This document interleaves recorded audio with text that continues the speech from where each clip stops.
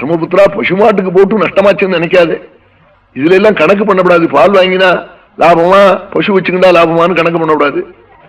ஆமா, கல்யாணம் பண்ணிண்டா லாபமா, கல்யாணம் பண்ணிக்காம ஆடூரில இருந்து ஒரு டிஃபன் செட்ல வாங்கிட்டு வர்றது லாபமானாக்க அது லாபமா தான் இருக்கும். அதுக்காக கல்யாணம் பண்ணிக்காம இருக்கணும், அப்படிலாம் கணக்கு பண்ணப்படாதா. ஊசுதத்தம் நனசியத்தின்னுட்டாள். கோவுக்கு போட்டது வீணா போகாது தெரிஞ்சுக்கோன்னுட்டாள். காவோ லட்சுமியா தசாமூலம். ஒரு குடும்பத்துல ஐஸ்வர்யம் குமீனமையானா கோதான் அதுக்கு நிமித்தம் விட்டாள். கோ வச்சு நிறைய தீனி போட்டு அது படுத்துக்கிற இடம் நாம் சயனம் பண்ணிக்கக்கூடிய இடம் மாதிரி இருக்கணும். ஊசுதத்தம் நனசியதி மாதர சர்வபூதானாம். சர்வபூதங்களுக்கும் மாதா. காவகா சர்வசுகப்பிரதா. பசு இருக்கிற இடத்துல ஒரு சுகத்துக்கு குறைச்சல் இருக்காதா, எல்லா பாக்கியமும் இருக்குங்கிறார்.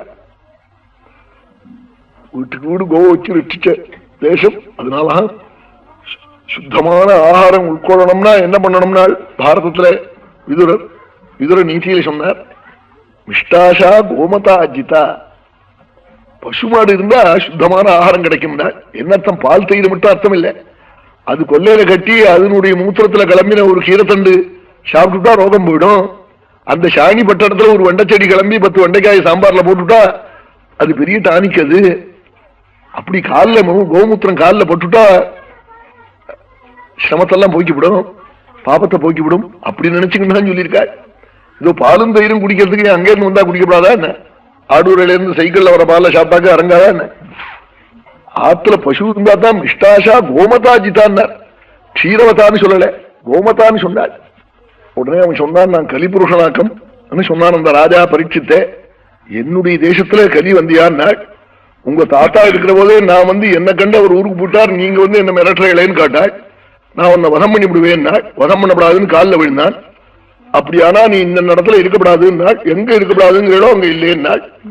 நவர்த்திதவ்யம் ததர்மபந்தோ தர்மேண சத்யேன ச வர்த்திதவ்யே பிரம்மாவர்த்தே யத்ர யஜந்தி யஜ்ஞைஹி யஜ்ஞேஸ்வரம் யஜ்ஞவிதான விஜ்ஞான.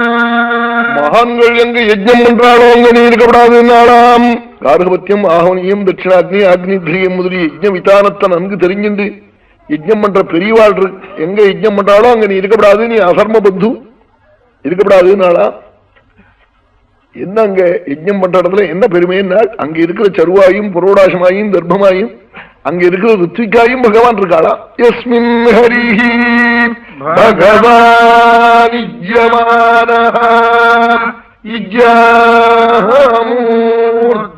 யஜதாம் ஷம் தனோதி காமானமோகானி ஸ்திரஜங்கமானாம் அந்தர்பகிஹி வாயுரிவைராத்மா.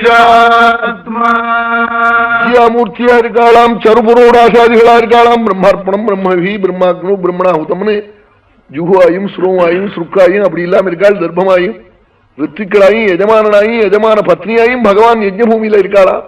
லோகம் முழுக்க க்ஷேமத்தை கொடுக்குறானா. அவன் சராச்சராத்மகமான பிரபஞ்சத்துக்கே க்ஷேமத்தை கொடுக்கறது யஜ்ஞம் தானா. அப்படிப்பட்ட பிரபுவாக்கம்ங்கிறாள். அந்த இடத்துக்கு நீ வரப்படாதுன்னாள். நான் அங்கங்க இருப்பேன்னாள். கலி நாங்க வரல இருக்க வேண்டிய, அதனால்தான் கலியில யாகம் பண்ணப்படாதுன்னு தெரியாதவன் சொல்றான் பாருங்க. யாகம் பண்ற இடத்துல கலி வரலன்னுட்டாள். இவன் கலியில யாகமே பண்ண முடியாத, யஜ்ஞம் பண்ற இடத்துலயே கலி வரமாட்டானே. உடனே எங்கெங்க இருப்பேன்னாள். ஸ்தானானி எங்க எந்த இடத்துல சூதாட்டம் நடக்கிறதோ, இந்த 3 ஷீட் ஆடுவோம் பாருங்க, பொய் சொல்லிட்டு சண்டை போட்டு அந்த இடத்துல கலிபுருஷன் உட்காருவனா ஜட்ஜ்மெண்ட் சொல்றதுக்கு. துஷ்ட ஸ்திரீகள் இருக்கிற இடம், கள்ளுக்கடை கஷாப்பு கடை இங்க எல்லாம் இருப்பாளா கலி. எனக்கு போராது, இன்னும் கொஞ்சம் இடம் கூட கொடுங்கோ, ரொம்ப சுருக்கமா கொடுத்துட்டேளே, நான் என்னமா இதுல இருப்பேன், இன்னும் கொஞ்சம் விஸ்தாரமா எனக்கு வசிக்கிறதுக்கு இடம் கொடுங்கோன்னு ஆளா. புனச்ச யாச்சமானாய் ஜாதரூபம் அதாத் பிரபு. ஸ்வர்ணம் இருக்கிற இடத்துலயும் நீ இருந்தாளா. அதனாலதான் ஒரு ஜிகிரா பட்ட கடந்தா கூட சன்னியாசி கட்டவரால நிமிட்டுறாருன்னு அவரை முதற்கொண்டு கலப்புறது. இனிமே இவருக்கு என்ன அதை பத்தி.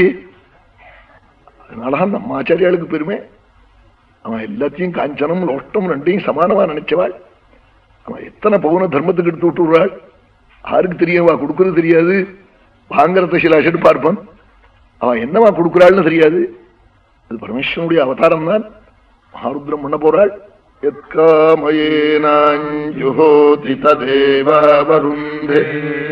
அவன் ஆத்ம பூஜைன்னு எப்படி பரமேஸ்வரனுக்கு ஒரு அலங்காரம் பண்ணுவா பாருங்க உற்சவத்துல, அது மாதிரி பரமேஸ்வரனே தன்னை எஜிக்கிறதுக்காக பண்ணிக்கிற அதிருத்ரம் அது. அவன் 11 இடத்துல மகாருத்ரமா பண்ணி அது அதிருத்ரமா ஒன்னா பண்ணிவிட போறாள். அப்படி மகாட்சேத்திரத்துல ராமேஸ்வரத்திலிருந்து ஆரம்பிச்சு நடக்க போறது. அவன் பெரிய காரியம். அவ செலவுன்னா நன்னா செலவிப்பாள். கர்ணம் தான் அவள், அவளுக்கு கொஞ்சமாவே கொடுக்க தெரியாது. ஆச்சாரியாளை பத்தி கிட்ட நெருங்கி பழகினவாளுக்கு தான் புரியும். ஆமா, தெரியவே தெரியாது அவ என்ன நோக்கத்தோட இருக்காள்னு. ஒரு நாளைக்கு 3 மணி பேசிட்டு இருந்தாள். குழந்தைகள் இன்னும் ஒரு 40-50 பேரை அழிச்சுன்னு போயிருந்தேன் பெரியவாள்கிட்ட.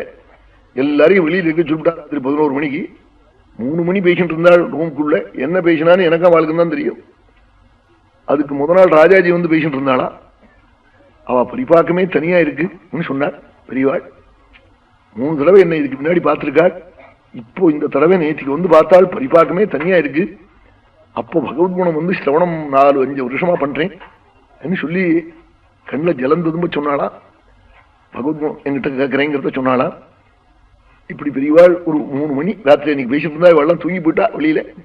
அப்புறம் போய் இழுப்பினே எல்லாரையும் இழுப்பி அழிச்சுன்னு போனேன் ராத்திரி 2 மணிக்கு மேலே. அப்படி பெரியவாள்கிட்ட போய் பேசிட்டு இருந்தேன். பரமேஸ்வரனுடைய அவதாரம் தான் அவள். அவளுடைய காலத்துல நாமெல்லாம் ஜென்மாவை அடைஞ்சோமே, இது ஒரு பெரிய பாக்கியம். அது பெரிய செலவு திட்டத்துல பண்றாள். புருஷ சுக்த ஹோமம், நவக்கிரக ஹோமம். சூரனார் கோவில் தான் நவக்கிரகத்துக்கெல்லாம் மூலஸ்தானம். ரொம்ப ஆச்சரியமான காவேரி தீரத்துல சூரனார் கோவில்னு இந்த ஆடுதுறைக்கு பக்கத்துல உங்களுக்கு எல்லாம் தெரிஞ்சிருக்கும். நாங்க போய் அடிக்கடி தரிசனம் பண்ணிருக்கேன். அந்த சூரியநாராயண கோவில், அது சூரனா கோவில்னா சூரிய நாராயணனுடைய கோவில்னு அர்த்தம். அது சூரனா கோவில்னு அப்படியே வந்துடுது. அங்க வந்து நவக்கிரகம் பண்ண போறாள். அதே மாதிரி இங்க சனீஸ்வர கஷேத்திரத்துல பண்ண போறாள். புருஷ சுப்த ஹோமமும் நவக்கிரக ஆராதனமும் நவக்கிரக ஜப ஹோமமும் நல்ல யோக்கியால வச்சு அதுக்கு ஏராளமா ஆயிரக்கணக்கா செலவாருதா. அவன் 100 ரூபாயா பல பேர்கள் கொடுக்கிறாள். இஷ்டமா கொடுக்கணும். 100 ரூபாய் அனுப்பிச்சு பெரியவாளுக்கு. அவன் நேர போக முடிஞ்சவாள் நேர போய் சமர்ப்பணம் பண்ணலாம். இல்லைன்னா கொடுக்கணும். இதெல்லாம் தான் ரட்சிக்கும். 62வது வருஷத்துல 8 கிரகம் சேரப்போகுது. அதுக்கு முன்னாடியும் பின்னாடியும் ஒரே அடியா ஜெகத்தை படுத்தாத பாடுபடுத்துறது தெரியலையோ. இந்த மழை எங்கேயாவது பெய்ஞ்சிருக்கா? பம்பாயில மழை பெய்யறதுண்டு. இது மாதிரி தொந்தரவு பண்ணல. பட்டணத்துல பெய்ஞ்ச மழை படுத்தின உபதிரவத்தை சொல்ல முடியல. வளைஞ்ச வயலை கெடுத்துப்படுத்து. அதுவும் நாஸ்திகனுடைய வயல்லாம் தொங்குறதுன்னு. ஆமா, எல்லாம் தவிச்சு போச்சு. இதெல்லாம் ஒன்னும் கண்கட்டி வித்தை இல்லை. 4 வருஷத்துக்கு முன்னாடி ஒரு பிடாரி கோவிலுக்கு ஸ்லோகம் எழுதி கொடுங்க கும்பாபிஷேகத்துக்குன்னு கேட்டாள். நல்ல பெரிய கிராமத்துல நான் எழுதி கொடுத்தேன். பிடாரினா பீடாபஹாரிணின்னு பேரு, பீடாரின்னு பேரு. பீடைக்கு அரி சத்ரு அவள். அப்படி பேரு பீடாபஹாரிணி மாதான்னு அப்படி போய் வர்ணிச்சிருக்காள். அந்த ஊர்ல ஒரு வேலைக்கு இத்தனை ரூபான்னு வசூல் பண்ணினா. ஒரு 5 குடும்பத்தார் நான் கொடுக்க மாட்டேன், உன்னால ஆந்த பாத்துக்கோன்னு. அவன் பணம் வேண்டாம இவ நடத்த ஆரம்பிச்சுட்டாள். எல்லாரும் சேர்ந்து நாத்தங்கால் விரவிட்டிருக்கா. அந்த 5 குடும்பத்து நாத்தங்கால் முளைக்கல. அந்த 5 குடும்பம் மட்டும். உடனே அந்த 5 பேரும் எங்கிட்ட வந்தாள். இது மாதிரி நாங்க பணம் கொடுக்குறோம், வாங்கிக்க மாட்டேன்னு சொல்றாள்னா. நீங்க கொடுக்க மாட்டேன்னு சொல்றதா எங்கிட்ட வா சொன்னாலே என்ன? இல்லையே, அப்படி முதல்ல சொன்னோம், இப்ப தரோம்னு சொல்றோம்னா. ஏன் இப்ப தரேங்கிறே, அப்ப ஏன் மாட்டேன்னு சொன்னேன்னு.